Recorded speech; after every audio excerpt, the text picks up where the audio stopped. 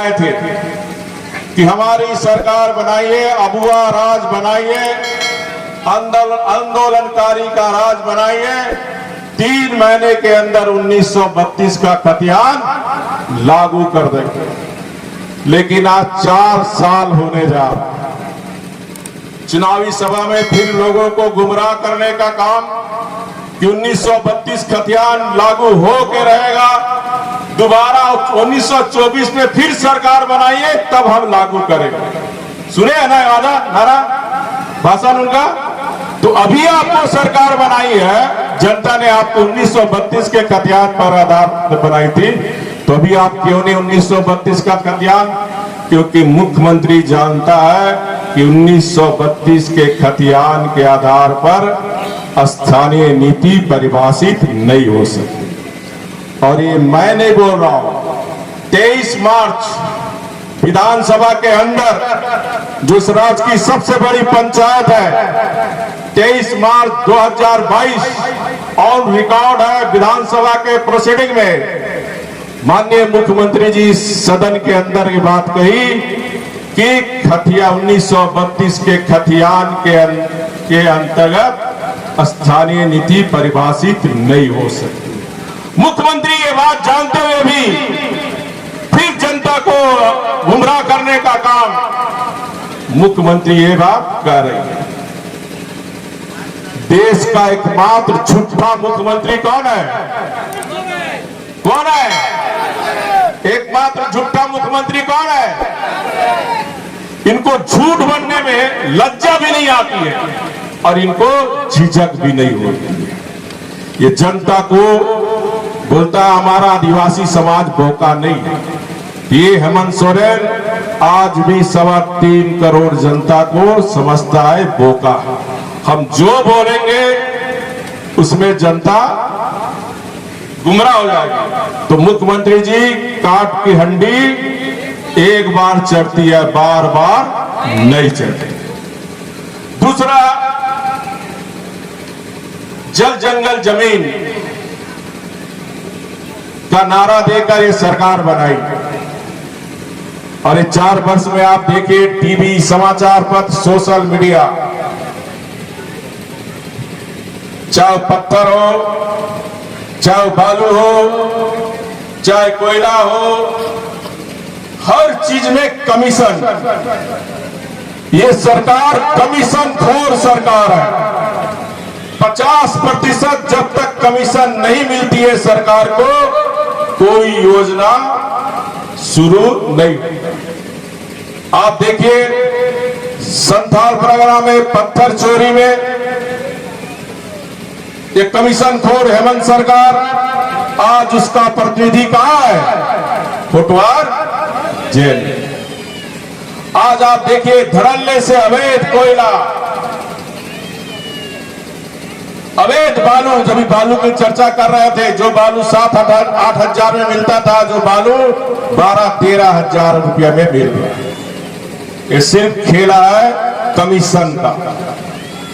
उसी तरह transfer posting, छोटे अधिकारी से लेकर बड़े अधिकारी तक बिना पैसे दिए, बिना कमीशन दिए आज किसी का पोस्टिंग नहीं हो रहा।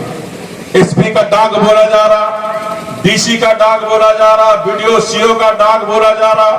अगर एसपी पैसा देकर आएगा तो थाना बेचेगा ही, और थाना बेचेगा तो लॉ एंड ऑर्डर स्थिति क्या होगा, कानून व्यवस्था की स्थिति क्या होगा।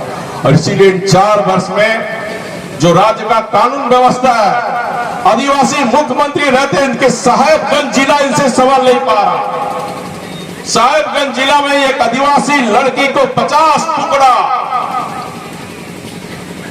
एक मुसलमान बांग्लादेशी ने 50 टुकड़ा साहेबगंज जिले का, 600 से ज्यादा हमारी नारी शक्ति महिला और बहनों बच्चियों के साथ बलात्कार। और ये कानून व्यवस्था स्थिति खराब होने के कारण जो हमारी बच्ची स्कूल जाती थी, आज प्रतिदिन हमारे स्कूल में, सरकारी स्कूल में 15 लाख बच्चे स्कूल नहीं जा रहे। ये मैं नहीं बोल रहा हूं, समाचार पत्र में शिक्षा विभाग ने इंक्वायरी की थी प्रतिदिन 15 लाख बच्चे नहीं जाए, क्योंकि हर माता पिता डर रहा अपने था, उसका फल तो भुगत रहा हो। आज चाहे आयरन ओर हो, चाहे कोयला हो, पत्थर हो, किसके संरक्षण में चल रहा और नहीं थी। कलकत्ता में इनके ही साथी INDI के ममता बनर्जी की सरकार है, किसने उन कांग्रेस के 3 विधायक को पकड़ाने का काम किया? तो कांग्रेस के लोग ही, इनके अंदर तालमेल नहीं होने के कारण कांग्रेस के चाहे JMM के हर विधायक इस सरकार से नाखुश है। अपने लोभी निहरम का आप देख रहे हैं, लगातार सरकार के खिलाफ, इसकी भाभी का भी लगातार खिलाफ बयान अवैध खनन के मामले में। और मुख्यमंत्री जी को भी बताना चाहता हूं कि आपके 10 वर्ष के UPA के शासन थे, आप भी मंत्रिमंडल में केंद्र में शामिल थे। 72 केस UPA के शासन में CBI ने विपक्षी दल के नेताओं पर किया था। 72 केस। उस समय भी UPA के समय में भी कांग्रेस JMM RJD की शासन जब केंद्र में थी 10 साल, 72 केस हुआ था। और वो केस भी UPA सरकार को बचाने के लिए 43 विपक्षी सदस्य पर CBI ने कसंजा कसा था। और ED के बुलाए में ना जाकर जनता को बुरगलाने का काम कर रहा कि जेल जाने से झारखंड नहीं डरता। तो आपको पूछताछ करने में जाने में क्या डर है? अगर आपने कुछ गलती नहीं किया तो। और उल्टे भाजपा के हमारे बड़े नेता हो चाहे छोटे नेता हो कि हम भ्रष्टाचारी, तो आप भी भ्रष्टाचारी, चरित्र हनन करने का काम कर रहे हो। तो राज्य की जनता ये सब देखती है। जमीन घोटाला, खनन घोटाला, कोयला घोटाला, पत्थर घोटाला, ट्रांसफर पोस्टिंग घोटाला, जंगल घोटाला, स्टाम्प घोटाला, सरकार गिराने का घोटाला जो आपको मैंने बताया आपको, पेट्रोल सब्सिडी घोटाला, धान खरीदी घोटाला, होमगार्ड बहाली घोटाला, मनरेगा घोटाला, कागज में ही पैसा उठा लिया जाए, धोती साड़ी घोटाला और चापाकल तक में घोटाला करने का काम ये सरकार करी। ये सरकार का एक ही काम है, घोटाला। क्या था? पहली बार राज्य गठन होने के बाद हमने आंदोलनकारी को सम्मान देने का काम किया था, 3-3 हजार रुपया महीना।